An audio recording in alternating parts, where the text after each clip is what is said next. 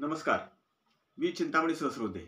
रागरंग.com ह्या यूट्यूब वाहिनीवर आपलं सहर्ष स्वागत आहे. सांगलीतल्या वसंतदादा शेतकरी सहकारी बँकेबद्दल आपण बोलत होतो. मी त्याच वेळेला म्हणलेलं होतं की एका व्हिडिओमध्ये हा विषय संपणारा नाही, म्हणून मी आज पुन्हा एकदा शेतकरी बँकेबद्दल बोलतोय. आपल्याला माहित आहे की ह्या शेतकरी बँकेची येणं आणि देणं ह्या दोन्हीचा जर आपण हिशेब पाहिला तर आज समान पातळीवरती आलेला आहे. 122 कोटी रुपये येणं आहेत आणि 122 कोटी रुपये देणं आहेत. अर्थात जर मधल्या काळामध्ये या बँकेची रीतसर चौकशी आणि वसुलीची कारवाई जर अतिशय पद्धतशीरपणे झाली असती, त्याच्यामध्ये राजकीय अडथळे आले नसते, तर कदाचित आज आपल्याला जे येणं दिसते बँकेचं म्हणजे थकबाकी वसुलीचं प्रमाण जे 122 कोटीचं दिसतंय ते कदाचित दिसलं नसतं. आता हे जे 122 कोटी रुपये येणं आहेत, ह्यामध्ये बडे थकबाकीदार आहेत. आणि आपल्याला सांगितलं तर आश्चर्य वाटेल की बँकेच्या कार्यक्षेत्राबाहेर जाऊन सुद्धा अनेक ठिकाणी कर्ज दिल्याचं चौकशीमध्ये स्पष्ट झालेलं आहे. अगदी प्रशासकीय कारकिर्दीमध्ये सुद्धा स्पष्ट झालं, व्यावसायिकांच्या कारकिर्दीमध्ये सुद्धा हे स्पष्ट झाले, वेगवेगळ्या अहवालामध्ये सुद्धा हे शासनाकडे सादर केलेल्या म्हटलेलं आहे की बँकेनं आपल्या कार्यक्षेत्राच्या बाहेर जाऊन सातारा जिल्ह्यातल्या एका कारखान्याच्या ऊसतोड मजूर टोळ्यांना कर्ज पुरवठा केलेला आहे आणि त्याकरता कारखान्याला गॅरंटी म्हणून त्या ठेवलेला आहे. एवढंच नव्हे तर मराठवाड्यात सुद्धा काही ठिकाणी कर्ज ह्या बँकेनं दिलेलं होतं. कर्नाटकात एका साखर कारखान्याला असंच ऊस तोडणीसाठी म्हणून तिथल्या ऊसतोड जी काही संघटना असेल, टोळी असेल, त्याला कर्ज दिलं गेलेलं आहे. अर्थात यातील बरंचसं कर्ज सांगली जिल्ह्यातही असे 3-4 कारखाने आहेत की जे नंतर कारखाने बंद पडले किंवा अन्य ठिकाणी ते वर्ग झाले, दुसऱ्यांनी ते चालवायला घेतले, पण शेतकरी बँकेचं कर्ज मात्र हे काही परत आलेलं नाही. आणि सगळ्यात त्यातली महत्त्वाची गोष्ट अशी आहे की जे साखर कारखान्यांना कर्ज दिलं गेलेलं आहे ऊस तोडणी टोळ्यांना म्हणून, त्यासाठी कारखान्याची गॅरंटी घेतलेलीच आहे, परंतु त्याचबरोबर काही शेतकऱ्यांच्या नावावर सुद्धा हे कर्ज दिलेलं आहे आणि त्यामुळे शेतकऱ्यांचे 7-12 याच्यामध्ये अडकलेले आहेत. बँकेच्या व्यावसायिकांकडे त्याबद्दलचं सगळं रेकॉर्ड उपलब्ध आहे.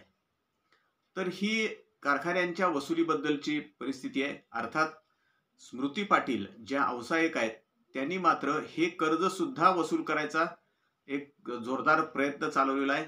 कर्नाटकातील कर्ज त्यांनी जवळजवळ वसूल केलेलंच आहे. आता सांगली आणि सातारा जिल्ह्यातलं जे कर्ज आहे ते सुद्धा वसूल करायचा त्यांचा प्रयत्न सुरू आहे. मराठवाड्यातलं कर्ज सुद्धा त्यांनी वसूल केलेलं आहे.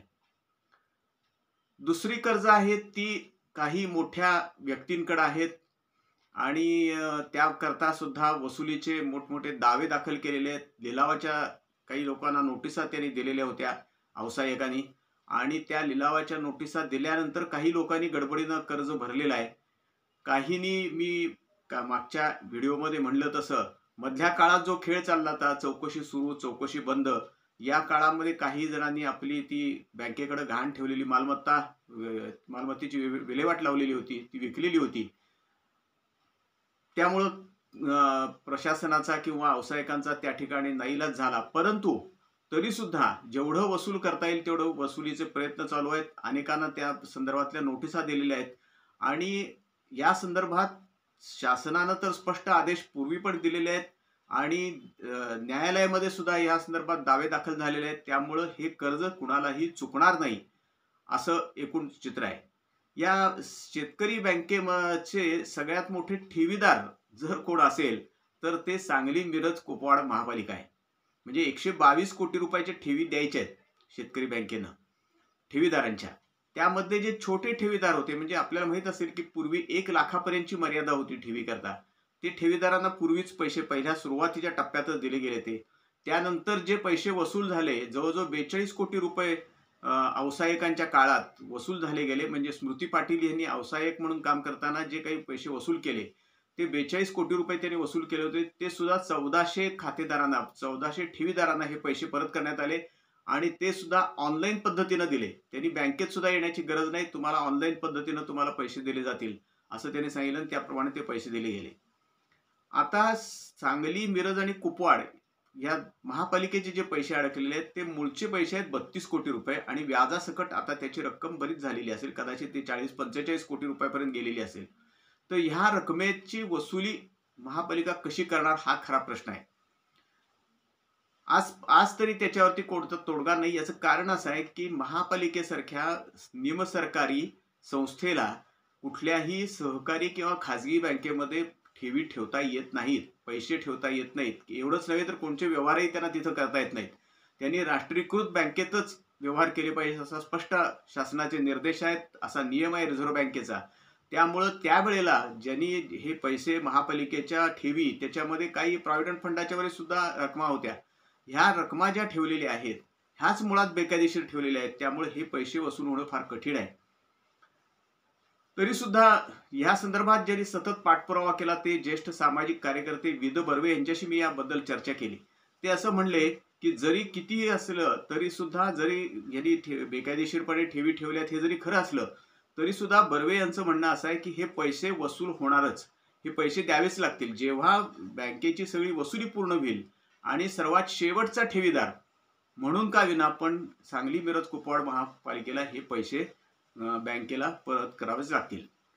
आता ह्यात आणखी एक ट्विस्ट असा आलेला आहे की बँकेनं राष्ट्रीयकृत बँकेतच महापालिकेनं पैसे ठेवले पाहिजेत किंवा व्यवहार केले पाहिजेत असा स्पष्ट नियम आहे, असा स्पष्ट रिझर्व्ह बँकेचे निर्देश आहेत, शासनाचे निर्देश आहेत. तरी सुद्धा वसंतदादा शेतकरी बँकेमध्ये महापालिकेनं त्यावेळेला पैसे ठेवले.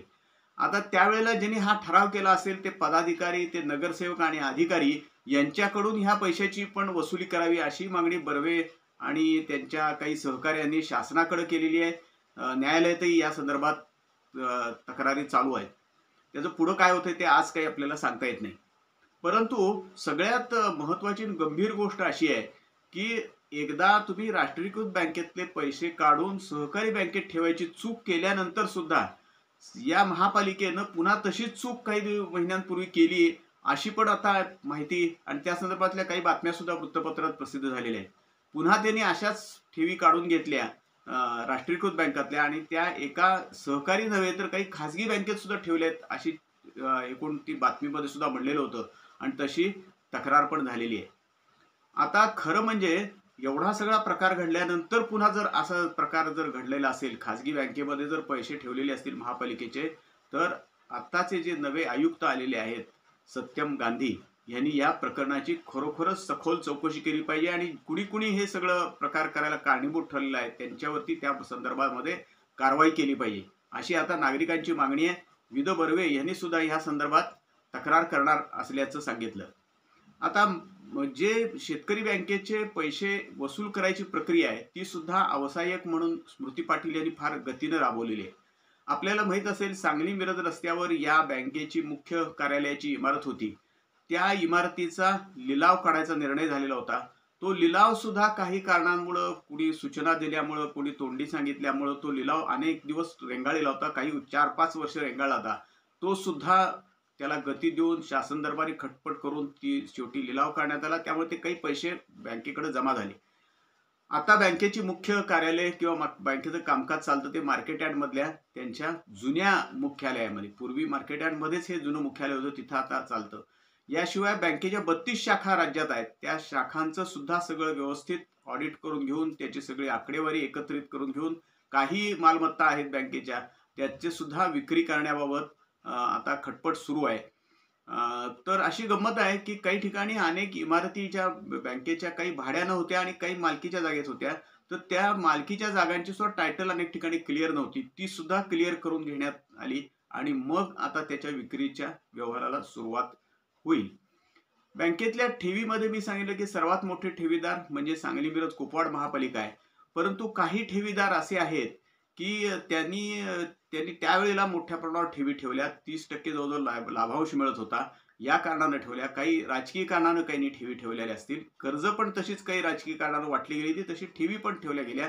काही पतसंस्था होत्या त्यांच्या ठेवी होत्या, त्या मात्र त्या पतसंस्थाच बुडाल्यामुळं त्या आता ठेवी सुद्धा त्यांना मिळणं फार कठीण आहे. आत्ताच्या परिस्थितीमध्ये. त्याचबरोबर काहींनी अशा ठेवी ठेवलेल्या आहेत की त्यातले अनेक ठेवीदार बँकेकडे येऊ शकत नाहीत अशी परिस्थिती आहे. कारण आताच्या नवीन सगळे नियम, ऑनलाईन बँकिंग, पॅन कार्ड आणि KYC ह्या सगळ्या नियमामुळं ते कितपत बँकेकडे येतील आणि पैसे मागतील असा पुन्हा प्रश्न आहे. कारण त्या ठेवी मोठ्या प्रमाणावरती होत्या. इन्कम टॅक्स वगैरेची सुद्धा अनेक त्याच्यामध्ये गुंतागुंत निर्माण होऊ शकते. तर अशी ही एकूण सगळी शेतकरी बँकेची हकीकत आहे, कहाणी आहे. सहकारी बँकेचा कारभार किती दक्षतेनं करायला पाहिजे, किती काळजीपूर्वक करायला पाहिजे ह्याचं एक अत्यंत ठळठळीत उदाहरण म्हणजे आपण ढळढळीत उदाहरण म्हणून शेतकरी बँकेच्या ह्या एकूण कारभाराकडं आपण पाहायला पाहिजे. राजकारण हा त्यातला एक महत्त्वाचा भाग आहेच. बँक अडचणीत यायला दोन्ही बाजूचंही राजकारण कदाचित त्याला कारणीभूत असेल. परंतु त्याचबरोबर कारभारावरची पकड सगळ्यात महत्त्वाची आहे. निवडणुका हा सगळ्यात अनेक सहकारी संस्था अडचणीत येण्यासाठी कारणीभूत ठरलेला घटक आहे. मी त्याबद्दल पुन्हा कधीतरी बोलणारच आहे. अनेक सहकारी साखर कारखाने, अनेक बँका, अनेक विशिष्ट सहकारी संस्था ह्या निवडणुकीच्यामुळे अडचणीत आलेल्या आहेत. त्या कशा आल्या आहेत त्याबद्दल आपण कधीतरी बोलू. तोपर्यंत आपल्याला ह्या सगळ्या शेतकरी बँकेच्या ह्या प्रकरणाबद्दल काय वाटतं हे आपण जरूर आम्हाला कमेंट्स करून कळवा. आपल्या कमेंट्स आम्हाला मिळाल्या म्हणजे त्याच्यावर तुम्ही हा व्हिडिओ पाहताय आणि त्याच्याबद्दल विचार करताय या विश्लेषणासंदर्भात ह्याची आम्हाला माहिती मिळते. तर आमचं हे रागरंग.com हे चॅनल लाईक करा, शेअर करा आणि सबस्क्राईब करा. धन्यवाद.